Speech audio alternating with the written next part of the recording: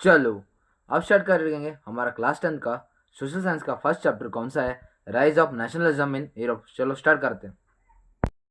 हे upcoming toppers, आप सबको welcome back कर रहा हूँ अपने पढ़ाई रेवोल्यूशन चैनल को। आज हमारा फर्स्ट चैप्टर है rise of nationalism in Europe. Don't worry, चिंता मत करो, मैं आपको सुपर इजी और एग्जाम फ्रेंडली टाइप में आपको एक्सप्लेन करूँगा और आपको पूरा का पूरा rise of nationalism in Europe समझने जैसा आपको करके दूंगा। टेंशन मत लो।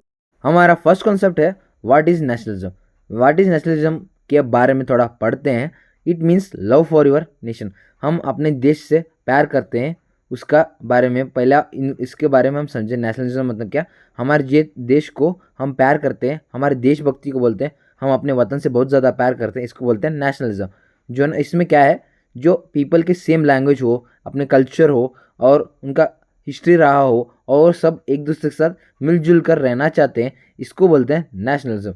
और उनको ना अपने आप को खुद पर रूल करना है, खुद पर ये करना है। हम जैसे कि एग्जांपल ले लो, हम बोलते हैं अपने स्कूल हो और अपना जो है ना सिटी हो, अपना टाउन हो, अपना गांव हो, अपने गांव से हम चाहती टोक कर बोलते हैं, ये हम प्राउड से बोलते हैं, ये मेरा गांव है, मैं मेरा स्कूल है। इसी तरह ये बात कर रहे हैं हम लोग, एक पूरा देश के बारे में बात कर रहे हैं। जब 19 सेंचुरी में यूरोप में क्या हुआ था, नेशनलिज्म बहुत ज़्यादा फास्ट से बढ़ रहा था। उसका जो है ना बहुत ज़्यादा नेशनलिज्म के बारे में लोग चर्चा कर रहे थे। नेशनलिज्म बहुत ही ज़्यादा उधर फास्ट ग्रो हो रहा था। कब? 19 सेंचुरी में यूरोप में बहुत ज़्यादा राइज ऑफ नेशनलिज्म यूरोप में चालू हुआ। अपने देश के प्रति बहुत ज़्यादा प्यार उनको आने लगा। हम अभी नेक्स्ट पढ़ेंगे फ्रेंच रेवोल्यूशन। फ्रेंच रेवोल्यूशन क्या है? फ्रांस में कब? 1789 में उधर किंग्स और उसके नोबल्स जो थे ना बहुत ही ज़्यादा अमीर थे। मतलब उस राजा और राजा के जो मंत्री रहते थे वो बहुत ही ज़्यादा अमीर थे, जो है ना। और जो कॉमन पीपल, राजा की जो प्रजा थी वो बहुत ही ज़्यादा गरीब थी। और जो है ना उधर जो पीपल थे, उधर जो प्रजा थी राजा की, उनको बहुत ज़्यादा गुस्सा आने लगा। उन्होंने बोला, they said liberty, equality, fraternity. उन्होंने बोला लिबर्टी रहना चाहिए, एक किंगडम है तो उधर लिबर्टी रहना चाहिए, इक्वालिटी रहना चाहिए, मतलब समानता रहना चाहिए, और फ्रैटर्निटी, हॉनेस्टी। वो सब रूल्स एंड रेगुलेशन हर एक के लिए सेम होना चाहिए, सबको इक्वालिटी देना चाहिए और लिबर्टी रहना चाहिए, एक लॉ रहना चाहिए, सबको इम्पोर्टेंस देना चाहिए। इसके साथ इसको एक बूस्ट मिलता है। इसके वास्ते होता है the French revolution give people rights. जो है ना फ्रेंच रेवोल्यूशन जो उधर जो प्रजा थी उधर उनको राइट्स दिया। ये हमको इसके वास्ते में क्या मालूम पड़ता है, जो है ना people can fight for their own nation. वो अपने ही देश से लड़ पड़ते हैं क्योंकि उनको राइट्स चाहिए होता है, क्योंकि लिबर्टी, इक्वालिटी, फ्रैटर्निटी बहुत ही ज़्यादा चाहिए होता है। उसके वास्ते लोग ये करते हैं, फ्रेंच रेवोल्यूशन का स्टार्ट करते हैं। एक लीडर और एक पर्सन है, उसका नाम है नेपोलियन। वो सब आए। नेपोलियन जो है ना बहुत सारे कंट्री को उन्होंने कॉन्कर किया। उसके साथ साथ उन्होंने ही स्टार्ट किया फ्रेंच रेवोल्यूशन को। उनको चाहिए था लिबर्टी, इक्वालिटी, फ्रैटर्निटी।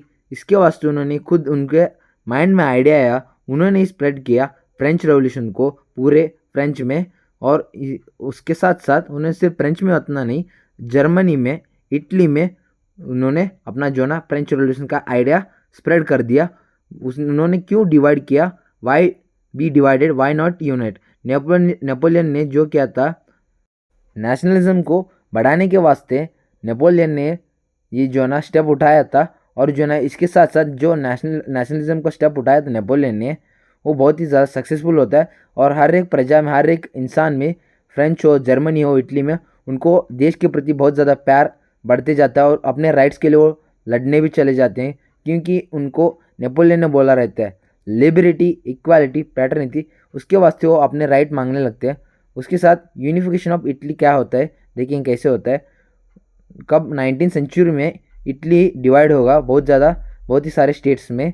और जो ना माजिनी इंस्पायर्ड पीपल विथ आइडिया। जो माजिनी जो उधर लीडर थे, उन्होंने अपने आइडियाज़ के साथ जो है ना उनकी प्रजा को इंस्पायर किया। उसके बाद Cavour and Garibaldi fought and united Italy. जो है ना कंवर और गोरबादली जो है ना लड़ते हैं, किसको यूनाइट करने के लिए? इटली को यूनाइट करने के लिए वो दोनों लड़ते हैं। उसके साथ साथ दो अच्छे लीडर्स से लड़ने के बाद जो है ना इटली हो ना यूनाइटेड हो जाता है।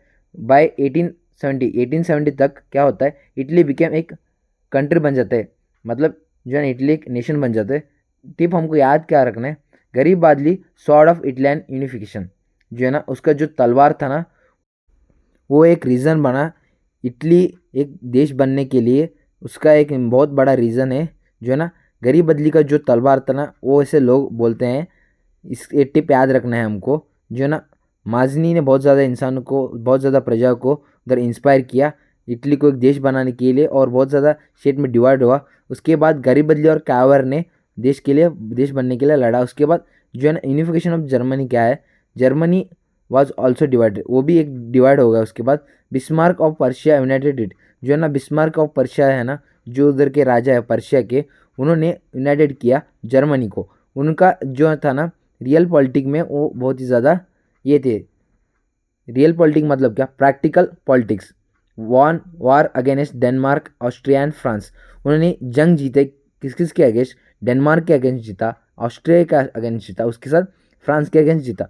बाय 1871 तक उन्होंने Germany become strong and United, जो है ना 1871 तक जर्मनी बहुत ही ज़्यादा शक्तिशाली और बहुत ही ज़्यादा यूनाइट हो गया था, एकजुट हो गया था। उसके वास्ते ये हुआ unification of Germany. Unification of Germany कैसे हुआ, जो बिस्मार्क ऑफ पर्शिया थे उन्होंने यूनाइट किया जर्मनी को। उन्होंने रियल पॉलिटिक में उनका जो था बहुत ही ज़्यादा भरोसा था, उसको बोलते हैं प्रैक्टिकल पॉलिटिक्स, मतलब पॉलिटिक्स में बहुत ज़्यादा भरोसा था। उन्होंने वार किसके अगेंस्ट जीते, एक डेनमार्क के अगेंस्ट जीता, ऑस्ट्रिया के अगेंस्ट जीता और फ्रांस के अगेंस्ट जीता। और 1871 तक उन्होंने इटली को बहुत ही ज़्यादा स्ट्रॉन्ग कंट्री और एक नेशन बनाया था, और सब लोग मिलजुल कर और एकजुट कर यूनिटी के साथ रह रहे थे। जो है ना हमको की पॉइंट्स टू रिमेंबर क्या है हमारे, rise of nationalism in Europe. हमको क्विक पॉइंट्स बोलते हूँ चलो। फर्स्ट है नेशनलिज्म मतलब क्या, हमारे देश के प्रति, हमारे वतन के प्रति जो है ना प्यार, इसको बोलते हैं नेशनलिज्म। और प्लस सेल्फ रूल, इसको बोलते हैं nationalism. Inspired by French revolution, जो है ना सब लोग फ्रेंच रेवोल्यूशन जो नेपोलियन का जो आइडिया था उन्होंने स्प्रेड किया, उसके वास्ते सब लोग इंस्पायर्ड हुए। और तीसरा जो है ना इटली यूनाइटेड बाय माजनी क्यावर गरीबदली, जो इटली है ना वो एक देश बना, वो यूनाइट किनसे हुआ, वो माजनी और क्यावर और गरीबदली के कारण से इटली जो है ना एक देश बन पाया और वो यूनाइट हुआ। वो है ना एक पिलर थे, वो मेन 3 पिलर्स थे। उसके बाद जो है ना जर्मनी यूनाइटेड बाय बिस्मार्क, जो है ना जर्मनी जो है ना यूनाइट एक नेशन बना, किनके वास्ते, जो बिस्मार्क थे उनके वास्ते जर्मनी एक नेशन बना और यूनाइटेड हुआ। नेशनलिज्म क्या, यूनाइट और डिवाइड, जो है ना, और जो ना राष्ट्रवाद यूनाइट भी कर सकता है और डिवाइड भी कर सकता है। हमको टिप ये याद रखना है, एक हमको एक टाइमलाइन बनाना है, जो है ना फ्रेंच रेवोल्यूशन का, नेपोलियन का, इटली का और जर्मनी का एक अच्छे तरीके से टाइमलाइन बनाना है। उसके साथ साथ हमको ये जो है ना टिप्स टू रिमेंबर है, पहले जो है ना नेशनलिज्म क्या, उसके बाद फ्रेंच रेवोल्यूशन, उसके बाद unification of Italy, unification of Germany, और जो ना राष्ट्रवाद यूनाइट भी कर सकता है, डिवाइड भी कर सकता है। कंक्लूजन क्या है फ्रेंड्स, इतना ही था rise of nationalism of Europe, और भी आपको शॉर्ट और इजी वे में बताया। आप एक याद रखो, फ्रेंच रेवोल्यूशन जिसने जो ना स्पार्क दिए, जिसने एक बूस्ट दिया नेशनलिज्म को, इटली और जर्मनी ने यूनाइट हुआ क्यों, किसके किसकी वजह से, जो नेशनलिज्म की वजह से। आपको ये वीडियो अच्छा लगा तो लाइक करो और शेयर करो और सब्सक्राइब करो हमारे पढ़ाई रेवोल्यूशन को। मिलते हैं अगले वीडियो में।